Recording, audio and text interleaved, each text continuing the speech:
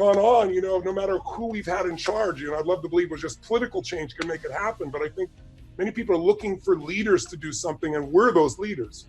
Politicians, they check the air and see what the sentiment is. That's not a leader. All of you are leaders. You put yourself on the line. You do what's right, whether or not it's popular. And I thank you, Martin, for being a source of that component. And maybe this is the time, you look at, I went through and made a list of just the last 10 years. And I looked back and said, let's go through the last 4 presidents. And, there's 2 of those administrations were Democrats, 2 were Republicans. And we've seen this continue to happen no matter who's in charge. So I really believe it's up to us. We are better than this. And we've got to take this momentum and not let it die.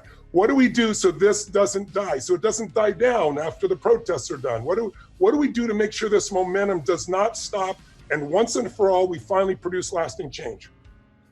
So I don't see this stopping, first of all. People are going to continue to demonstrate because people want action. Obviously, people want it immediately. Yes. This is going to take a little bit of time, but if there's responsible action, I thought it was a great step that the first officer was arrested. Yes. I think it's an even greater step that all officers have been arrested. But convictions, a trial and conviction is going to take a while. It's not going to happen shortly, but it will happen in a reasonable amount of time.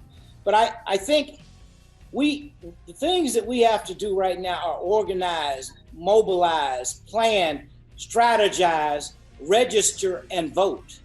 Yes. This morning we have an election in Georgia, and other places are having their primaries, and I went to vote. And actually, because of the time, I stood in line 3 hours. I'm going to have to go back. Actual election day is Tuesday, but I wanted to early vote. I have never seen so many people in line early voting. Wow. That means people are engaged and doing their civic responsibility. That's not all we have to do, but we need a change in leadership. And there are many candidates who are offering themselves for public office who are going to help us lead this way so that light becomes even brighter, illuminates in a very positive way. But I think this is the most, we've talked about elections being important. This is one of, if not the most important election in our lifetime, because we need, even at the commanding chief level, the president, we need a leadership that brings people together. And yes, law and order has to be abided by somehow, but you got to bring people together. You can't divide people. That is not going to work. That remedy is old. It is antiquated. It is doomed for failure. So I guess my point is I don't see an ending yet. I see too many people around the world that are saying, America, how are you going to deal with this moment? This is the time we must act, and we will act. And we will not just get justice for George Floyd, but we will get justice for all Black people and all human beings ultimately. That's who we are as a nation. You're right, and we can't settle for less than who we are and what we're made for, souls, the spirits as Americans. Thank you. So now we're going to go to Sabrina Fulton. Again, Trayvon Martin's mom. She lost her 17-year-old son.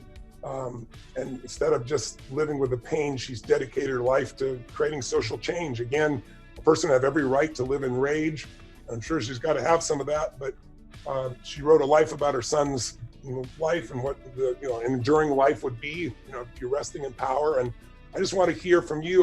The part, it's all heartbreaking, but George Floyd, the part when, that was already mentioned when he was calling out for his mama, at the end there, they're going to take me, they're going to kill me, mama. I don't think anybody's got a soul that couldn't have their heart be crushed by that. But for you, it's even more direct because you've directly experienced that. So what's your perspective as a mom, about what's going on here and what's happened to George Floyd, what happened to your son? And please tell us what your experience has been and what gives you hope, if anything, to create change, because I know you're dedicated to that. I want to say thanks for having me, and thanks for allowing me to lend my voice. When I watched the video of George Floyd and he called out for his mother, it hit me differently from probably the average person. Sure. The average mom who listened to that, it definitely cuts like a knife.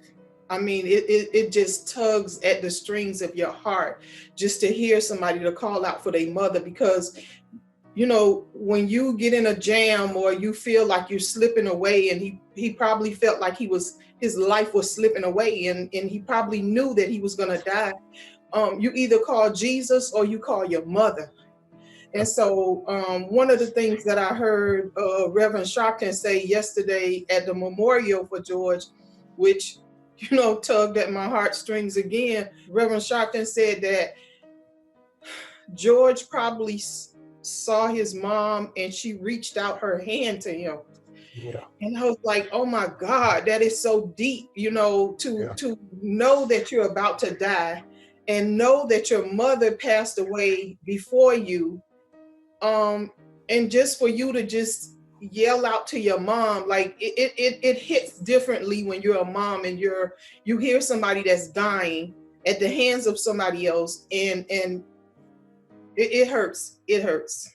It hurts. I can only imagine. There's no words for it, but tell us, if you would, from the perspective of your life. I know you hear, when these things happen, you hear constantly that it's just a few bad apples. And there's, I'm sure, some truth in that. It's not the majority of officers. There's 800,000 officers. There's 18,000 police stations here in the United States. And many of them, and the vast majority of them, are committed to make a difference. But the challenge that people don't understand is, like, the metaphor I try to give them is, if you had an airport where 100 landings happen every day and 98 make it and 2 don't, no one's going to talk about the great landings on the 98. They're going to only remember the ones that don't, because that's what penetrates us. So, I know that there's so many different perspectives, and I understand your father, if I understand correctly, what's worked as a police officer in Miami. Is that right? Yes, he's a retired police officer for the city of Miami. So when people were saying, oh, well, she doesn't like officers, she doesn't like guns, I grew up with a police officer in my house, and he had guns, and I never feared police officers, and I still don't, but just because the person, number one, who shot and killed my son wasn't a police officer, he was a wannabe police officer.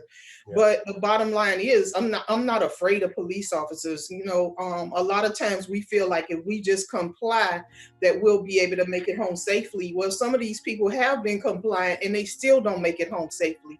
And so that's some of the things that we need to focus on, the times where they don't make it home safely, because you can have your hands up, you can obey commands, and you can do everything to comply with whatever the police officer is saying, and you still maybe